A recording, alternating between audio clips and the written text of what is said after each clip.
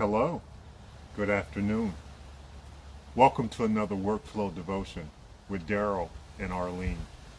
I'm Dr. Darrell Gadsden. Today we're going to talk about a subject that may be a little different for some of you.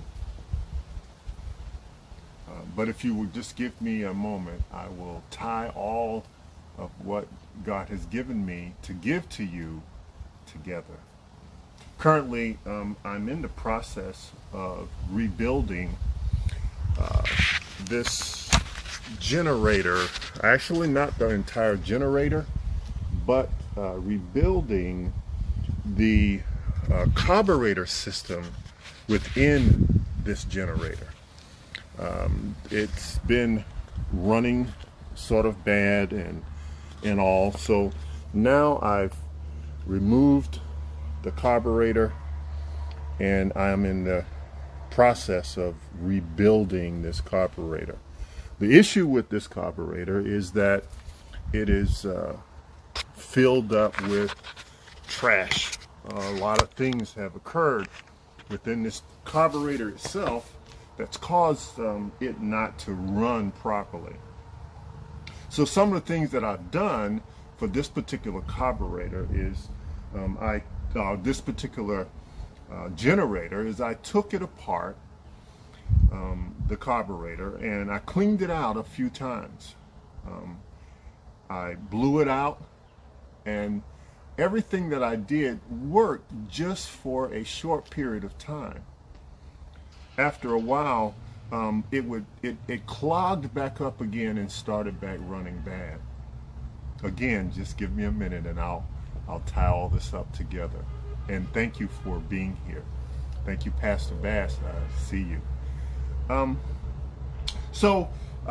I've broken it down a few times and I've put it back together. It ran well each time, but then it started running bad again. So I've emptied out the gas that was in the system. It's not that the gas is something wrong with it. It's not that the gas will not ignite. It's just that there are some things that may have gotten in the gas that may be causing it a problem as it goes through the carburetor. So the best way for me to handle it was to remove the gas along with taking care of cleaning the carburetor completely. So I am going to take it apart completely and I will put it back together again for the third time today. But now by replacing the gas also, it should run better and run efficiently. And I know you're saying, Ella Gadsden, what are you talking about? I thought that this was workflow devotion, and it is. Sometimes in our lives, we get caught up into situations where we don't run quite right. We don't do some of the things that we used to do the way we used to do it.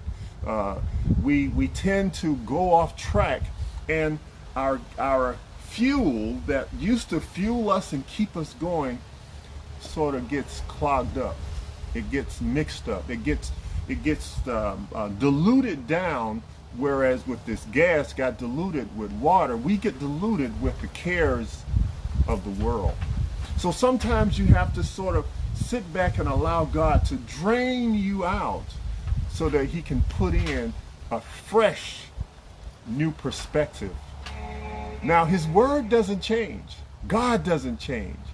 But sometimes we have to be able to get ourselves in a state of mind where we can be refreshed, because you know that the Bible tells us that new mercies are given daily.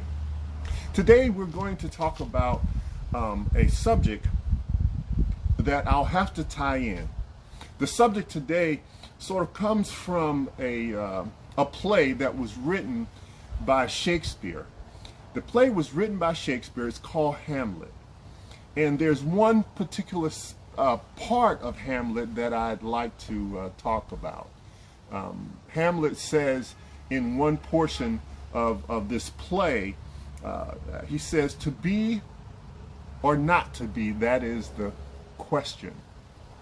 He goes on and he says, whether it's nobler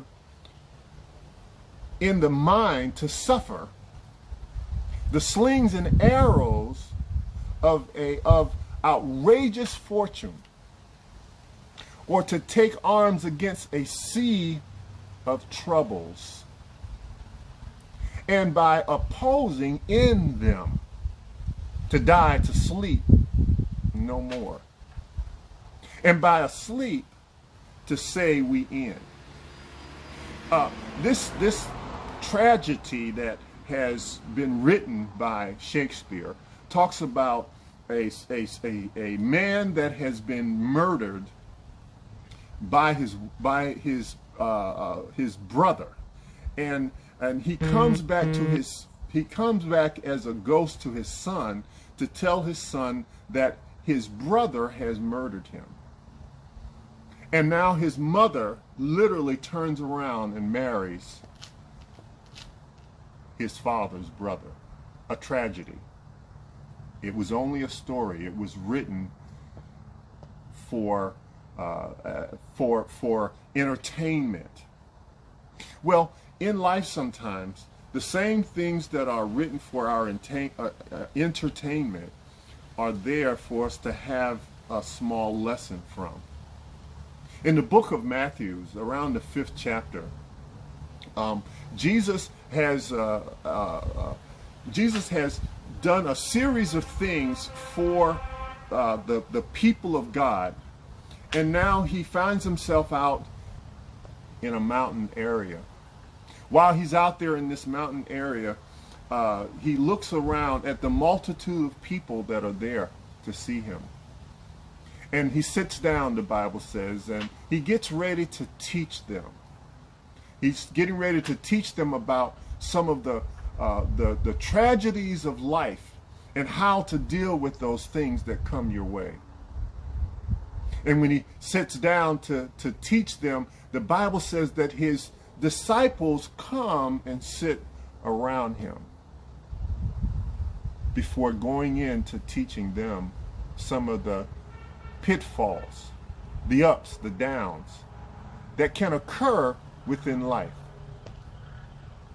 Again, this is Matthew, the 5th chapter.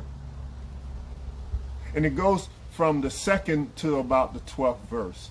Most of us know it, and we call it the Beatitudes. And you would say then, Elder Gadsden, why did you bring up Shakespeare and Hamlet in reference to what Jesus is doing with his disciples and the people that are there? There's always something to learn about the things that occur within our lives. There's always a learning curve whenever something occurs around us. As they say, the elephant in the room, or the elephant in our nation right now, is some of the tragedies that have occurred over the last few days. Tragedies that we must learn from. So as Jesus set his disciples and he sets the people in front of him, he starts to lay out what blessings are all about. Blessings that we can all learn from. And the first blessing that he says, blessed are the poor in spirit. Catch that. He didn't say blessed are the poor. He says, blessed are the poor in spirit, for theirs is the kingdom of heaven. First of all, they are seeking God. They're running after God. That's their purpose. When we get outside of God's purpose, we're no longer doing the work that needs to be done. He says, blessed is the poor in spirit. The poor in spirit, for theirs is the kingdom of heaven. Blessed are they that mourn. What are they mourning for? Mourn, for they shall be comforted. Sometimes the things that we're going through in life, sometimes the ups and the downs, the losses, causes us to mourn, but he says they shall be comforted. Blessed are the meek, for they shall inherit the earth. What do you mean, the meek? Those that don't always want to run to where trouble is. Those that aren't always out gossiping about what's going on around the church or in the church or what so-and-so is doing. They're meek, they're humble, they have humility. That is who Jesus Christ is, not was. Blessed are the meek. Blessed are they which do hunger and thirst after righteousness, for they shall be filled. Are we always searching to do the right thing? Is it in us to always look for the right thing to do, or do we find ourselves sometimes looking for the easy way out? Looking to get by in whatever means possible. But that's not what he says. He says, blessed are they which hunger after righteousness, for they shall be filled. Blessed are the merciful, for they shall obtain mercy. Are you willing to give, even though you may not be receiving? When Jesus Christ gave his life, there was none of us that we could give anything back to him. But he was willing to give, though we had nothing to give him. Blessed are the merciful, for they shall obtain mercy. Blessed are the pure in heart, for they shall see God. Pure in heart. Meaning that I look for the good in everything that's occurring around me. I'm always looking for the good, even though it may seem to be bad. I'm looking for the good. I'm looking for the good in everything that's going on around me. It may not feel good, it may not sound good, but I'm looking for the good. Not because of the blessing, but because of who is inside of me. Because I'm a child of God, I'm always looking for the good that's in people. Why? Because when I was not doing the things that I needed to do, Christ still looked and died for the good that was in me, or the good that he knew was deep down inside of me, that he only had to pull out. Blessed are the merciful. Blessed are the pure in heart. Blessed are the peacemakers, for they shall be called the children of God. Are you a peacemaker? Or are you the one that always agitates those that come around? Instead of helping a situation, do you tend to agitate the situation? Do you tend to take the situation to a whole nother level? Are you the one that get on Facebook and Twitter and all that and start to turn things in a whole nother direction, making things worse instead of better? Are you the calm one in the room? Are you the peacemaker? That's a question that we must all ask ourselves individually. What is my part? Who do I represent? If I represent Christ, then I should be a peacemaker. We must understand that the words that we use and the things that we say mean something. What are you talking about, preacher? By word, God created the earth just with his word. He spoke it and it came into pass. He went to Adam and he says, Adam, whatever you call these animals that I created, that's what they will be. That's how powerful words are. We must be peacemakers. We must be careful of the words that we use. Blessed are they which are persecuted for righteousness' sake, for theirs is the kingdom of heaven. Catch what he said. Blessed are they that which are persecuted for righteousness' sake. Not because you did something you know you had no business doing. Not because you were in a place where you had no business being. Not because of the fact that you talked about someone and now when they came after you, you feel bad. Blessed are those that are persecuted for righteousness' sake. Jesus was persecuted for our sake. He went to the cross not for what he did. He went to the cross for what we did. For what we have already done. For what we will do even in the future. He died for that purpose. But just because he died for that purpose does not give us a license to go out and say, well, he died for it, I can do whatever I feel like I want to do. We're already blessed. Blessed beyond measure. But just because you're blessed, the seeds that you sow, you still will reap. I'm still reaping from some of the seeds, the bad seeds that I sowed years ago. Because the Bible is true. David was asked a question by the Lord, which thing would you like for me to do? Do you want to be put into the hands of God, or do you want to be put in the hands of your enemy? You only have two choices, David. And David said, I'd rather be in the hands of God because he may have mercy on me. I may have to go through something. I may have to deal with the things that I did in my past, but he may have mercy on me. Blessed are they which are persecuted for righteousness' sake, for theirs is the kingdom of heaven. Blessed are ye when men shall revile you, persecute you, and say all manner of evil against you falsely for my sake. Are you willing to stand up for Christ? Stand up for him no matter what's going on in your life. Stand up for him when things don't look right. Are you willing to stand up for him even when people are talking about you because you're standing for Christ? Or do you go and run to the other side because the popular side says do this? Instead, you go there.